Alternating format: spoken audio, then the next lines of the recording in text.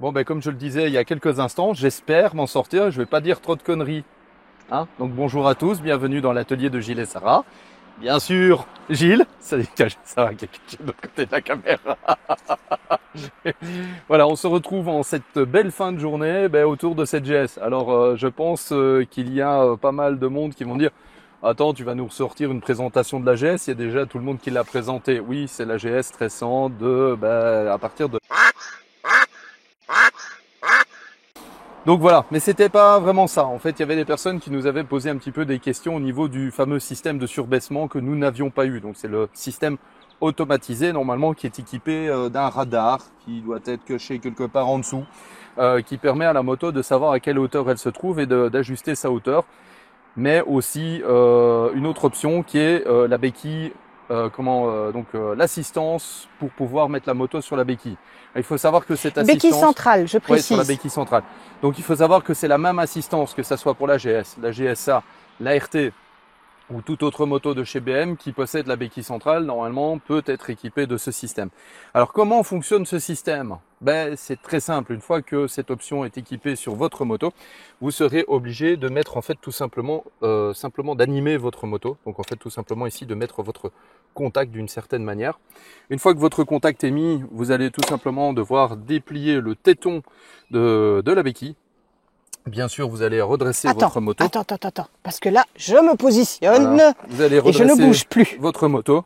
Là, je fais exprès, je la tiens à une main. Vous descendez votre béquille. Et voilà, elle va tout simplement déplier une partie de la suspension, une partie de la béquille, ce qui vous aidera en fait tout simplement à poser votre moto sur la béquille. Au moment où vous allez la redescendre, petite particularité, c'est que vous allez voir que cette moto va se rabaisser. Donc normalement, elle est censée se surbaisser de l'arrière et se surbaisser de l'avant.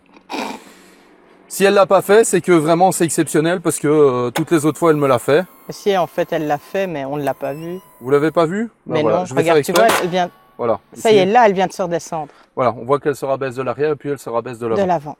Voilà. Alors, ce fameux mode de suspension qui permet de surbaisser, de relever et d'abaisser la moto en roulant, il faut savoir que ce mode est disponible uniquement en mode pluie, en mode road et en mode dynamique. Je t'en prie, Sarah, viens vers moi. J'arrive. Voilà. Donc ce fameux mode de surbaissement, on le voit ici, on voit la petite moto qui est là avec le A, qui veut dire qu'en fait elle est en position automatique.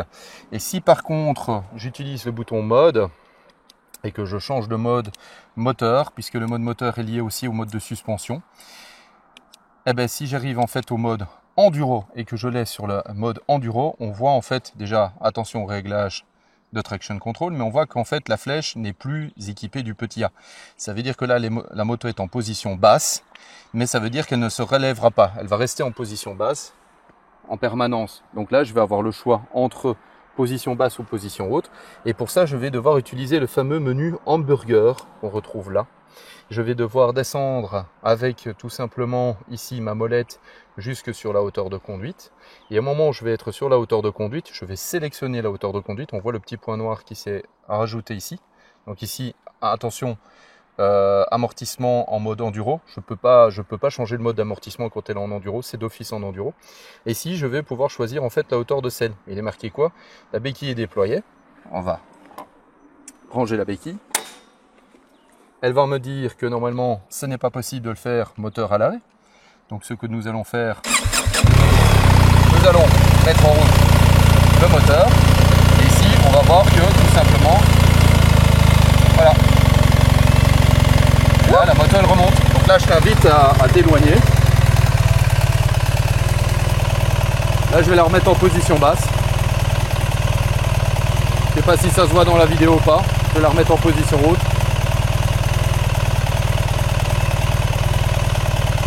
Voilà, on voit qu'elle se surélève de quelques centimètres par rapport à la hauteur d'origine.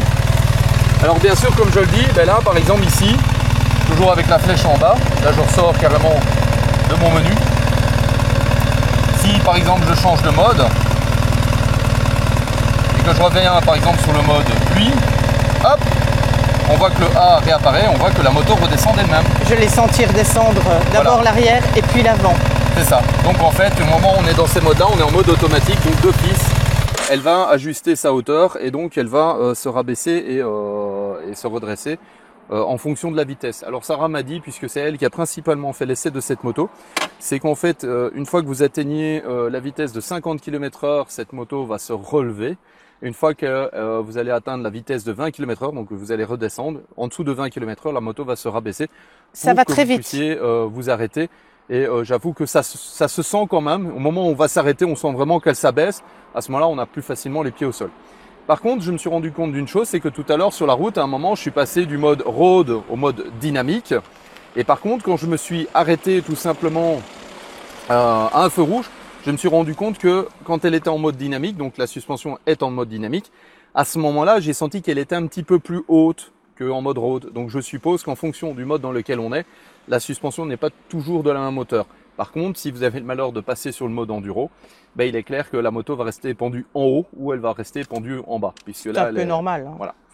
Vous pouvez bien sûr changer tout cela, ben, comme je vous l'ai montré, grâce au fameux menu hamburger qui est juste ici sur la commande du côté gauche.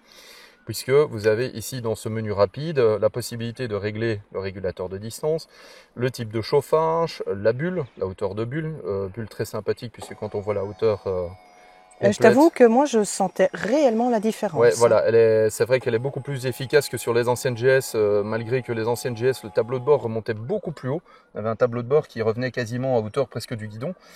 Ici, le tableau de bord est beaucoup plus bas. On a d'ailleurs ces déflecteurs qui sont là pour vraiment dévier l'air. On retrouve la possibilité bien sûr de régler le traction control, donc l'activer ou le désactiver.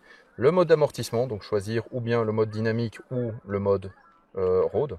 Voilà, où on va pouvoir personnaliser ou le confort ou le côté sportif de la machine. Et régler la hauteur de conduite. Donc ça c'est grâce à ce fameux menu hamburger, ce menu rapide qui vous permettra d'ajuster le tout. Maintenant, si, imaginons, vous ne faites que de la route avec cette machine, ce qui peut être probable, vous pouvez supprimer par exemple le mode enduro. Alors ici, on va retrouver les différents menus, comme mon véhicule, mon sport et autres. Bon, ça reste propre à toutes les BM. On va retrouver ici, en fait, dans les menus, par exemple, de réglage de véhicule.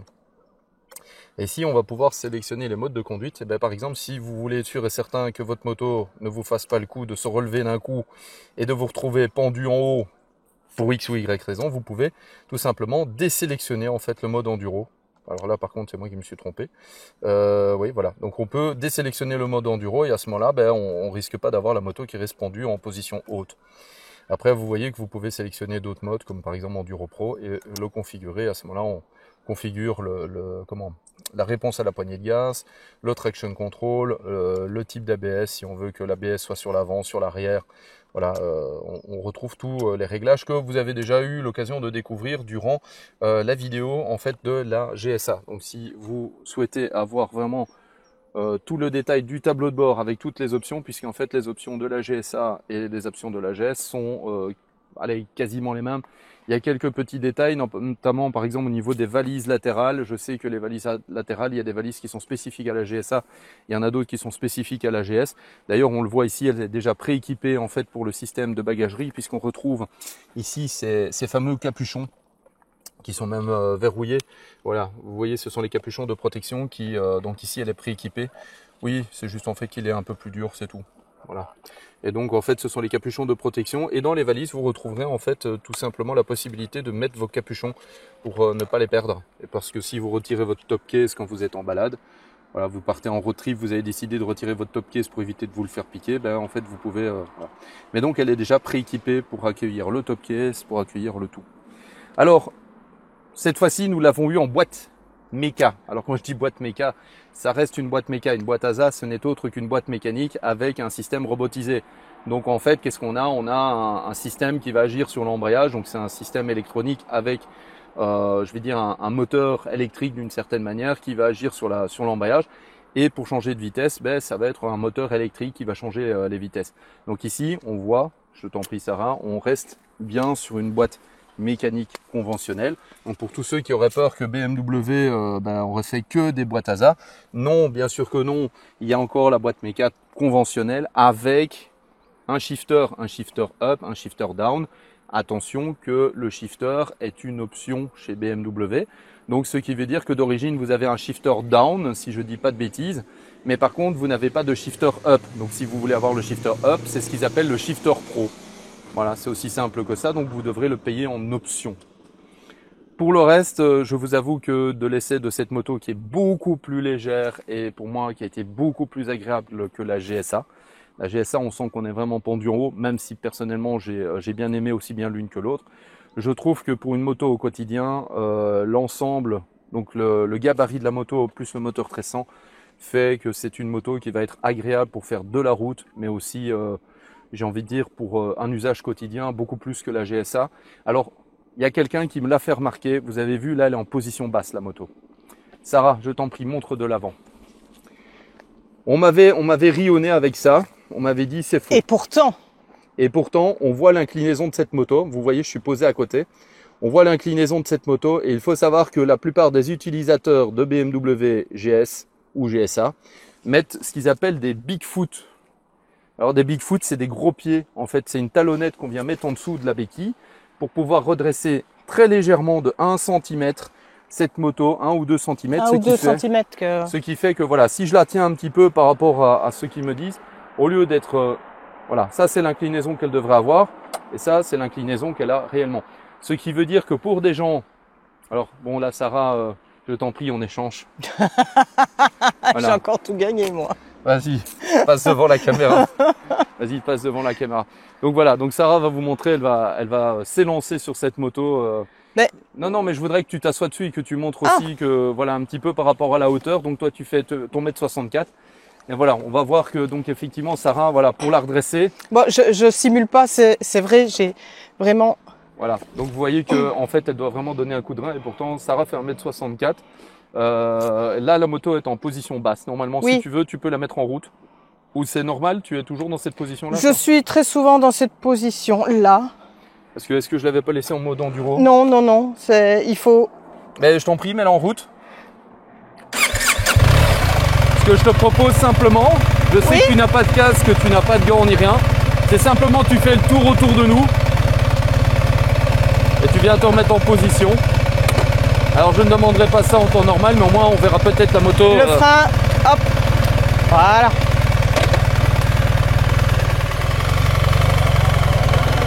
Ah mais une fois qu'on est en route, ça va excessivement bien, c'est léger, comme toutes les motos. Un petit peu loin.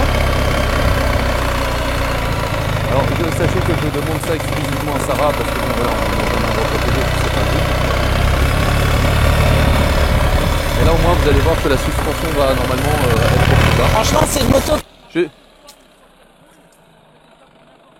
homme-femme, même petit gabarit. Et franchement merci d'avoir pensé à nous aux petits gabarits. Voilà. Parce que on en avait franchement besoin d'une moto adaptée. Et tu vois, regarde, je crois que malgré tout, elle est redescendue encore un petit peu. Alors parce que maintenant j'ai la pointe des deux côtés. C'est pour ça que je t'ai demandé de rouler avec. Parce qu'effectivement elle était pendue en haut et ça se voyait. Alors ça fait déjà un bout de temps que je roule avec. Si tu veux tu peux couper. Oui, pardon. Ça fait déjà un bout de temps que je roule avec. Alors, il y a des fois où la route, malheureusement, n'est pas très droite. Il suffit qu'il y ait soit une bosse, soit un trou, peu importe. Ce soit des pavés ou peu importe. Mais à ce moment-là, automatiquement, en fait, je me décale légèrement d'une fesse. Alors, on va le citer. C'était un pilote BMW des années 70. Les années 70, c'était Gaston Raillet. Ah bon, bah... Gaston Raillet qui faisait un bon petit 1m55, je pense, et qui roulait avec des gaillard. motos qui étaient trop hautes pour lui. Et mais voilà. On se déporte légèrement et franchement, c'est une moto, une fois qu'on a le point d'équilibre, c'est une moto qui n'est pas lourde du tout. Maintenant, je ne dis pas que je prendrai quelqu'un derrière. Mais la bagagerie, oui. Pourtant, je pensais que tu allais prendre ta fille un moment derrière toi pour en profiter. Oui, mais je crois que la moto, elle va se relever, quoi. Donc, elle va... Pas forcément, faut voir, puisque au moment où elle est à l'arrêt, elle est censée rester en position basse en permanence. D'accord. Voilà. Mais voilà. Donc, ça n'empêche que j'ai pu vraiment en profiter. Ne ferme pas, s'il te plaît. J'ai mis les clés dedans pour éviter qu'on ne... On ne sait jamais que ça se refermerait, mais normalement ça ne se referme pas, ça reste voilà. Donc je disais, j'en ai profité. J'ai pu pour une fois profiter d'une GS. C'est vrai que quand je l'ai reçue, je me suis dit, mon Dieu, ils m'ont mis une GS. Qu'est-ce que je vais faire? Ça a du poids, c'est trop haut. Comment est-ce que je vais faire? Et puis pour finir, ça s'est très bien passé. J'avoue que la blague, à la base, elle devait récupérer une R18. Oui. Sauf que la R18 n'était pas prête et donc... Ce sont des choses qui arrivent. Ah, ce sont des choses qui arrivent, on ne leur en veut pas. Mais donc, oh non, pas du tout. On a dû choisir une moto, pas de bol. Et je m'y attendais pas. J'ai dit, bon, vous avez quoi? Et puis en fait, ils m'ont dit la GS. Et je dis, ouais, mais pour Sarah, ça... Ouais, mais elle a le système de surbaissement, donc voilà. Donc on voit ici que Sarah a quand même des facilités quand même pour l'utiliser. Donc effectivement, donc pour les plus petits gabarits, la GS est vraiment beaucoup plus adaptée que les anciennes générations, ce qui permet vraiment à tout un public de l'utiliser. Et honnêtement, en termes de poids, ouais. Alors ici, effectivement, Sarah me fait remarquer, la selle est en position basse. C'est une selle basse. Pourquoi? Parce qu'en fait, vous voyez qu'il y a un jour entre les deux. Alors contrairement à la GSA, je t'en prie, prends la clé. Voilà, tu prends la clé. Alors la trou de serrure, elle est là. Contrairement à la GSA, en fait, la GSA, on peut régler la hauteur de selle, tandis que celle-ci, on ne pourra pas régler. Donc c'est la selle effectivement passager qu'il faut retirer en premier. Et donc on va voir qu'en fait ici, normalement sur la GSA, en fait, il y a des pieds qui permettent de régler la selle. Alors là, attention, nous sommes sur les selles chauffantes. Normalement, en fait, ici, il y a un support métallique qui permet de régler la hauteur de selle. Et ici aussi, il y a des petits supports qui permettent de régler. Je ne vois rien. Non, ici, il n'y a rien. Peut-être juste... Ah non, même pas, c'est fixe. Donc voilà, donc en fait, si on veut changer la selle, on a plusieurs tailles de selle qui sont disponibles et on devra adapter la taille de selle en fonction de son besoin. Donc ce qui veut dire que par exemple, moi qui suis beaucoup plus grand que Sarah, ben, si je dois rouler sur cette moto, ben, je dois la pendre en haut. Donc je mets la suspension en haut et puis ben, Sarah elle met la suspension en automatique pour qu'elle se rabaisse au maximum. Bon, j'espère que je l'ai bien mise. Non. Non, bah, c'est pas grave. Bon, Sarah, on va laisser la clé dessus. Oui. Oh, sinon, ton avis personnel sur la moto? Pour toi qui as roulé la première fois? Alors la première fois, c'est vrai que j'étais en stress total parce que voilà, les raisons premières, c'est le poids, c'est la hauteur. Hein, il faut rester correct. Ça, au départ, je me suis beaucoup fatiguée physiquement et mentalement à réfléchir où je devais mettre mes roues, comment j'allais mettre mes pieds. Et puis maintenant, en fait, c'est un automatisme. Quand je m'arrête, systématiquement, je déhanche un peu. Et c'est tout à fait faisable. Cette moto est vraiment agréable. J'ai pu découvrir une moto agréable avec toutes ses fonctionnalités. Voilà, je trouve que c'est une moto qui se manipule très bien, même à l'arrêt. Bon, petit truc pour les dames. Oui, le coup de la hanche. On a le coup de la hanche. Faut pas aller au niveau de la selle, hein. Au niveau du réservoir. Simplement. Je ne me fatigue pas. Voilà. Nous avons des hanches assez larges et c'est à ça que ça sert. Il n'y a aucun souci. Moi, j'utilise cette technique pour la rentrée dans le garage. Il a des hanches de femme, les gars. Alors, sur cette version que nous avons reçue à l'essai, cette version Trophy, en fait, ils y ont installé aussi des pontets de guidon. Donc, vous voyez, en fait, vous avez des cales. En fait, vous avez 2 cales. Donc, en fait, vous pouvez choisir la hauteur. Et bien entendu, c'est une option. Voilà, c'est aussi simple que ça. Mais bon, voilà. En tout cas, Sarah, ça m'a fait plaisir que tu puisses tester au final cette GS et d'avoir pu tester un Maxi Trail. puisqu'il s'agit d'un maxi trail, tel une Adventure, non pas une Ténéré 7 parce que c'est pas un maxi trail, mais voilà, ça fait partie de la famille des maxi trail. Et donc tu as eu l'occasion de découvrir la GS en version 1300. La 1250 c'était un petit peu différent parce qu'elle restait pendue en haut, donc si tu étais un peu petit, et surtout elle était beaucoup plus massif. Et j'avoue que là elle a un chouette look et surtout elle est beaucoup plus facile à utiliser pour tout un panel de personnes. Voilà. Oui, oui. Bon. Voilà. Qu'est-ce qu'on dit à la fin de la vidéo? Alors ça c'est l'horreur comme à chaque fois. Alors, désolé. si tu as aimé la vidéo, si tu as aimé la vidéo, les pouces, hein, ce serait sympa, comme ça au moins ça permet les pouces, ouais, ça permet de remonter un peu la vidéo. N'hésite pas à t'abonner parce que on a remarqué, on a beaucoup de vues, des choses dans ce genre-là, c'est super sympa, merci beaucoup. Mais vous n'êtes pas abonné, ça ne vous prend rien du tout. C'est surtout que c'est pour suivre la suite de nos aventures. Voilà, il y a toujours une houille dans le potage de toute façon. N'hésitez pas si vous avez des questions. N'hésitez pas, oui, si vous avez des questions positives, négatives, mais surtout constructives. Cette phrase-là, vous l'entendrez à chaque fois. Ça sert à rien de me dire « Ouais, GS, moto d'assister ». Ouais, ben écoutez-moi bien, j'ai un ami, je vais carrément le dire, c'est Greg et toi. Hein, c'est un entrepreneur, il va voir ses clients tous les jours, par tous les temps, même en hiver. Il a une GS, il a un maximum d'aide à la conduite dessus et croyez-moi, il en a vraiment besoin. Donc, ouais, c'est peut-être. C'est pas spécialement une moto plaisir, c'est une moto. Il en a. Voilà, lui, c'est vraiment une moto qu'il a besoin. Il a besoin de tout ça pour justement ne pas se retrouver par terre. C'est jamais gai, hein. Ça, plus de moto. Nous, on ne sait pas dans quel état on va être. Je vois pas l'intérêt. Les assistances, en fait, elles n'interagissent qu'à partir du moment où on commet des erreurs. Voilà, justement. Donc, si vous commettez pas d'erreur, elle a un intelligent. J'ai plus le dire. Ça va aller. Bon, allez.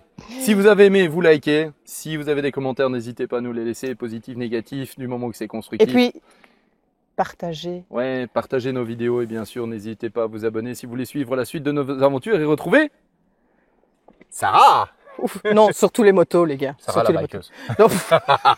Si, c'est ce qui est marqué. C'est ce qui est marqué là. Non, marqué Sarah VNCB. Bon allez, sur ce, les amis. Oui, moi je vais retrouver Rémi.